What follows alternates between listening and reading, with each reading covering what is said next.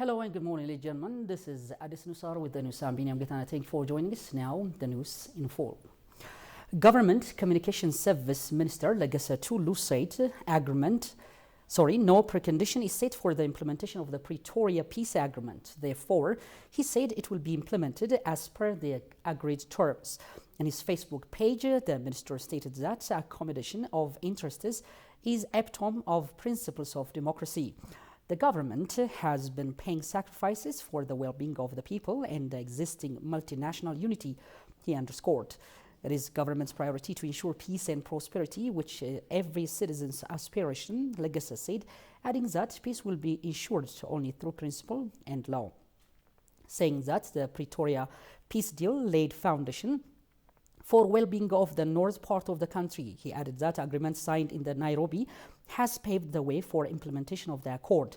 Implementation of the peace agreement is the only option we have, Legesse stressed, calling all parties to contribute their part for the success of the peace process.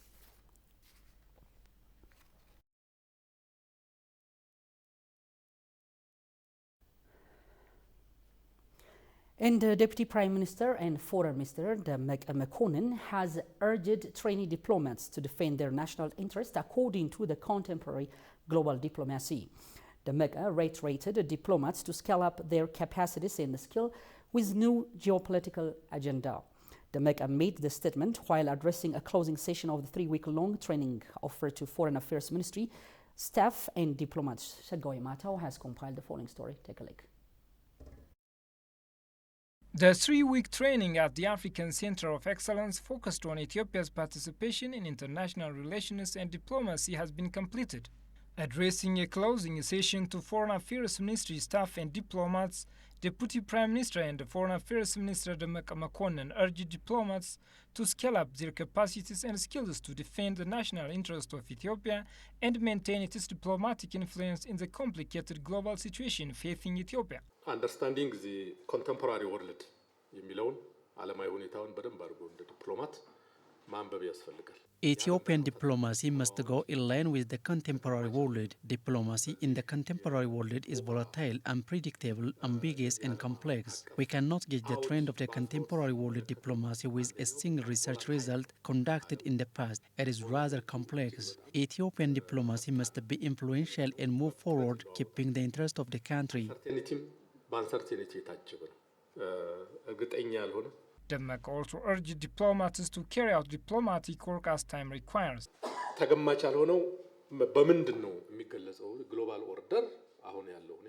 The world diplomacy is unpredictable in political, financial, security and partnership orders. As a diplomat, we need to take into account this flexibility to our country. Taking all this into account, our institutions must adopt all these dynamic world orders in diplomacy.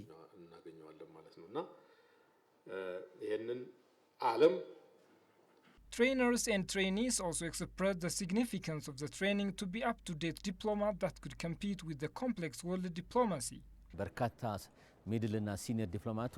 The training given for 3 weeks is fundamental for middle and senior diplomats to adopt a flexible world diplomacy. Training is vital for diplomats because the world politics is unpredictable. Ethiopian diplomacy must keep the interest of the country at continental or world stage. The diplomats need updated information. The new concepts are significant to them. Ethiopian position on diplomacy should be flexible that could go in line with the century. It is to be recalled that Prime Minister Abiy Ahmed, President Sahle-Work Zewde, former Prime Minister of Ethiopia ኃይለማርያም ደሳለኝ, and other senior diplomats gave training and shared their experiences during the training.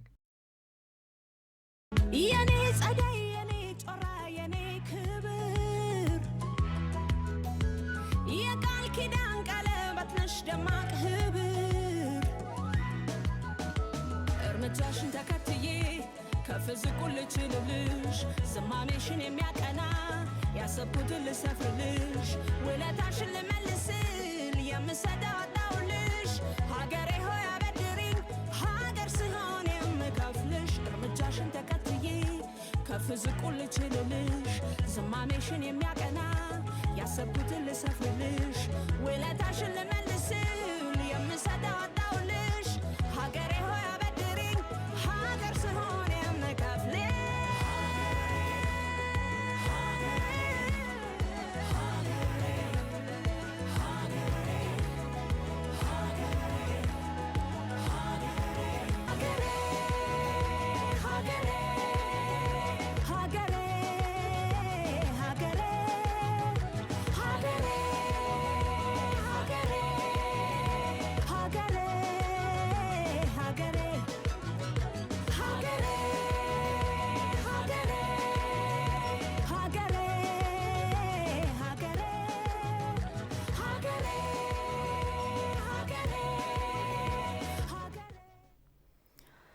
Moving on another news, UN residents and humanitarian coordinator to Ethiopia, Catherine Sozi, said the peace agreement has made a difference to delivering humanitarian aid into Tigray region. She urged the international humanitarian organizations to intensify providing aid to the needy. This remark came while the UN staff visited the humanitarian situation in the region. Johannes Fantown has the detail. Since the peace agreement signed between the federal government and the TPLF, humanitarian aid to the war-affected areas, particularly to Tigray region, is being accessible by land and air transport. The United Nations humanitarian coordinator to Ethiopia has visited the situation of humanitarian access in Tigray region. The humanitarian coordinator, Catherine Sozi, said the peace agreement has made a difference to deliver humanitarian aid into Tigray region. The peace agreement has clearly made a difference in the morale and the motivation of people, communities, including the humanitarian staff. I started off with a meeting with my colleagues where we had a discussion on some of the issues pertaining to our ability to deliver assistance. We were able to talk about how the increase in the number of road routes into Tigray, not only around Mekele, but Alimata, Maisebri, all from Gonda to Humera, reaching to Shiraro and Shire, has really made a difference in getting access into the region. During her visit, Catherine said all the routes leading to Mekele are open for the provision of humanitarian aid. According to Catherine, the opening of the routes has encouraged humanitarian workers, and she urged the international humanitarian organizations to intensify providing aid to the needy. The needs are enormous, and even with the increased routes, where we hope to get to as many villages where people are and households, with not only food, but nutrition, health and medicines, seeds and fertilizers, for example, we will need a lot more than we have at the moment. Yes, the trucks are moving on the roads, and now the air freights are coming through, but this is an appeal to everybody out there to please provide more resources, because the needs of the people remain huge. Catherine underscored that the United Nations is working with various partners to access humanitarian aid. That the United Nations will continue to do all it can, working in very, very close partnership with the non-governmental organizations, the international and the national and community-based organizations, working with the authorities, both in Tigray, but also in Addis. According to the Disaster Risk Management Commission, 32,000 metric tons of food and more than 360,000 liters of fuel have been made accessible to Tigray region after the peace agreement reached between the government of Ethiopia and the TPLF. Meanwhile, some 32,000 metric tons of food and more than 360,000 liters of fuel have been made accessible to Tigray region after the peace agreement between the government of Ethiopia and the TPLF. The Disaster Risk Management Commission disclosed that following the peace agreement, the government has also intensified its efforts in making humanitarian aid widely accessible to northern Ethiopia, including Tigray region and other areas. Daniel Kasson has compiled the ENAS file. Take a look. The Ethiopian Disaster Risk Management Commissioner, Ambassador Shfarao Teklemariam, told ENAS that access to humanitarian aid continues to be widely distributed in the Tigray region. In keeping with the promise the government made in the Pretoria Peace Agreement, it is providing unlimited humanitarian aid for Tigray region. In addition to using its own capabilities, the government is undertaking a wide campaign for humanitarian aid by coordinating with international aid organizations, the Commissioner added. Accordingly, humanitarian aid is being made accessible through 4 corridors, including via Mekele and Shire airports. Commissioner Shfarao elaborated that after the peace agreement and up until yesterday, The government has provided humanitarian aid of 13,000 metric tons of grains and nutritious food. After the peace deal, the Ethiopian government, in collaboration with various aid partners, an immediate aid is being delivered and transported into the Tigray region in 4 routes of land and air transport. Unfettered humanitarian access is being addressed to the needy. Humanitarian aid organizations have also distributed 19,000 metric tons of food to Tigray region, he revealed. According to him, the humanitarian aid sent to the region in the last few weeks will benefit more than 2 million people. The Ethiopian government has transported close to 13,000 metric tons of grain to Tigray region, and international partners have transported 3,000 metric tons of grain and over 300,000 liters of fuel. This shows the favorable conditions created by the government for aid partners to provide aid. So any interested partners can provide aid. So far, over 13 international partners have participated in aid provision. The Commission further stated that over 360,000 liters of fuel has also been sent to the region and neighboring regions. The fuel that arrived at Mekelle will be used for the objectives set through the World Food Programme. On the other hand, the government is making accessible medical supplies, water and sanitation, as well as materials for schools and local residents. You see watching at this news hour. Now step into another news. Ethiopian government held a discussion with licensed non-governmental and humanitarian operators in Tigray region of Shire town to facilitate more life-saving foods in war-ravaged areas. The discussion emphasized not only to allow humanitarian organizations to provide humanitarian aid, but also to encourage the institution providing aid in various areas of the region. Take a look.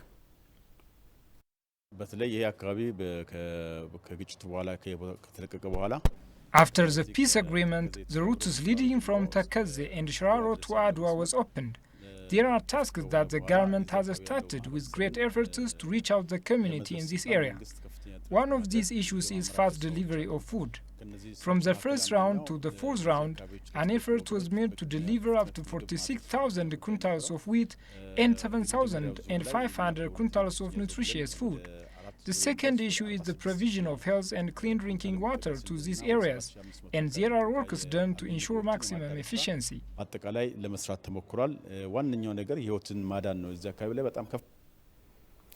Likewise, Zariun Zode, who is the coordinator of the Humanitarian Assistance Mission of the Disaster Risk Management Commission, told ETV that the discussion entirely focused to find a way to solve this problem and solve the problem of the people in the area.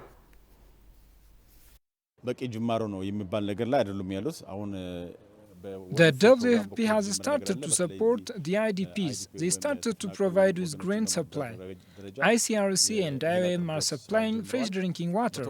They are highly involved with this, but from what we are expecting of them, this is not enough. They also have raised issues on how to reach the areas, and we have discussed with leaders in this area, and also the federal government to make conditions as favorable as possible. Another domain, the Ethiopian organization across the world organized a consortium with members including Ethiopians and citizens of European countries. The United States and Canada have released a resolution in support of the peace agreement and following the development. The advocacy group have welcomed the peace agreement signed by the government of the Federal Democratic Republic of Ethiopia and the Tigray People's Liberation Front in South Africa on the 2nd of November 2022, ending the 2-year-long conflicts in northern Ethiopia. Declaration of the senior commanders of the government of the Federal Democratic Republic of Ethiopia and the TPLF on the modalities for the implementation of the agreement for lasting peace through a permanent cessation of hostilities in Nairobi on November 8, 2022, noted the resolution.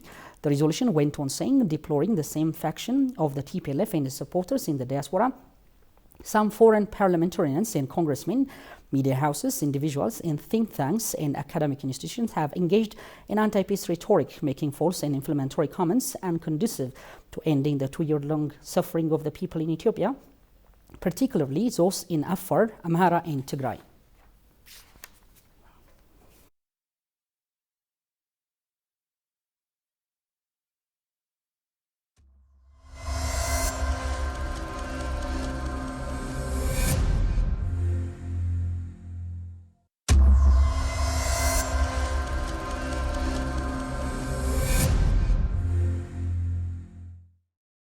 continue watching at this news hour, and this is a segment where we're going to raise a pertinent issue of concern that happened over the past 24 hours. To tell us more relevant points, I'm here in the studio joined by my colleague Kidan Abai. A very warm welcome. Thank you very much, Binyam. So Kidan, tell us what has happened over the past 24 hours as far as these concerns are concerned in the Ethiopian case. All right, so today on Trending, we're going to be talking about the Internet Governance Forum, or IGF in short. So just to define that, it's a global multi-stakeholder platform that facilitates the discussion of public issues pertaining to the Internet. And bringing it to the trending segment now, the Ethiopian Ministry of Innovation and Technology has announced that the 17th Internet Governance Forum will be started today here in Addis Ababa, Ethiopia. And it will be participating around 3,000 representatives from different countries, and like I said, it's going to start today and it's going to end up to the 2nd of December, and it's going to be held under the theme of Resilient Internet for a Shared, Sustainable and Common Future. And Seyum Mangasha, who is the chairman of the Secretariat of the 17th International Internet Governance Conference or Forum and director of the Private Sector Technology, stated that the main objective of this forum is to build the country's digital economy by formulating policies, strategies, laws, and different programs that will ensure the development and the competitiveness of the digital economy to ensure a fair use to different citizens of the country in the development of the digital economy. Now, this forum is said to have 5 themes, and according to the chairman, or according to Seyum, this includes the connecting of people who previously didn't have internet, as well as protecting human rights to start off. Secondly, properly managing the internet and protecting personal data, ensuring security and accountability, as well as future technologies such as artificial intelligence, as well as dealing with the fragmentation of internet. So these are the points you stated are the underlying implications that has been in connection with this. Yeah, these topics are going to be areas that will be discussed in the forum. Do you have any other pertinent issue of concern? Right. Okay. So moving on now to a social movement that is trending worldwide, actually, is the 16 Days of Activism Against Gender-Based Violence, which is an annual international campaign held starting from the 25th of November, which is a day to commemorate the ending of violence towards women. And it runs until the 10th of December, which is currently observed as Human Rights Day. And the campaign was actually started by activists back in 1991 at the inauguration of the Women's Global Leadership, and it has been taken on ever since these 16 days of celebration. And in 2022, the focus is on ending femicide, which is also known as gender-related killing of women and girls. And people around the world on this day or throughout these 16 days unite to raise awareness on gender-based violence, challenge discriminatory attitudes, and call for different improved laws regarding how violence towards women is handled worldwide. And it is led by different civil society organizations, and it is also supported by the United Nations through the Secretary General's UNITE or UNITE by 2030 to End Violence Against Women initiative. So what is its importance holding this campaign? Well, Binyam, it's good that you asked that, because while some progress has been made in terms of dealing with gender-based violence and asking for gender equality, it still remains to be a very pertinent issue regardless of class, ethnicity, age, sexuality. Gender-based violence affects 1 out of every 3 women and girls. And actually this comes from the United States Department of State. 1 in 3 women and girls will experience sexual or physical violence in their lifetimes, and 70% of women experience gender-based violence in humanitarian context. So since 1991, this activism has been based to kind of confront that and deal with that sustainably. And this 16 days of activism, like I said, has been raising awareness, mobilizing advocacy, and inspired action to combat gender-based violence in many forms: sexual harassment, child marriage, female genital mutilation, intimate partner violence, rape, and these are among the other atrocities. Kidan Abai, thank you so much for coming and reflecting on this issue. I really appreciate it. Thank you very much.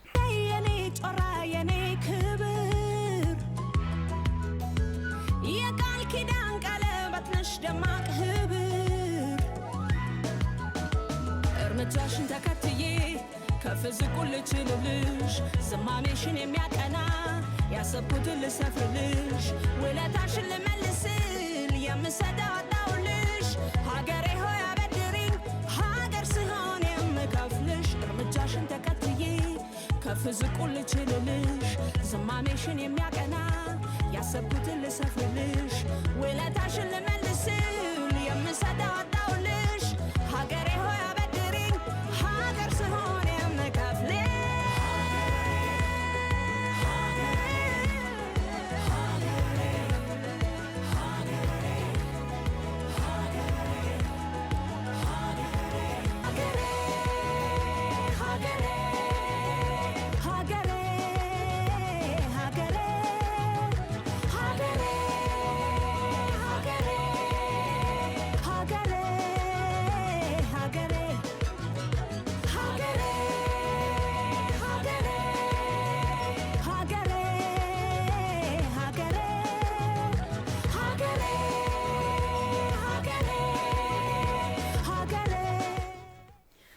And finally, now moving to stories related to the World Cup, which is happening in Qatar.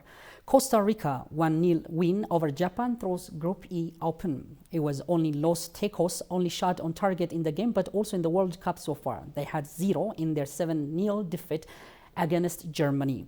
Costa Rica has Navas to thank. Their performance as a whole was not world class, but the veteran keeper made some vital saves